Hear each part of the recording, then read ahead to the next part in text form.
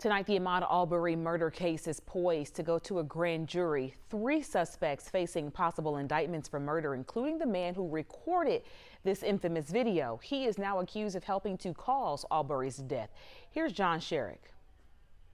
Behind the cell phone camera recording Ahmaud Arbery running on February 23rd in Brunswick, William Roddie Bryan, a man who the GBI says moments earlier had used his vehicle illegally as a weapon to try to trap and capture Arbery, which would be a felony. Arbery, the GBI says, somehow kept on running, but right into the guns of Travis and Greg McMichael. Alpharetta criminal defense attorney Tom Salata, who is not involved in this case, says the GBI believes that what Bryan did actually helped cause Arbery's death. They claim that Mr. Bryant used his vehicle to attempt to unlawfully confine the victim in this case. That resulted in the death of the victim. Bryan was not, according to GBI Director Vic Reynolds, just a witness with a cell phone camera. We believe the evidence would indicate that his underlying felony helped cause the death of Ahmaud Arbery. Bryan's attorney, Kevin Goff. Mr. Bryan has committed no crime and bears no criminal responsibility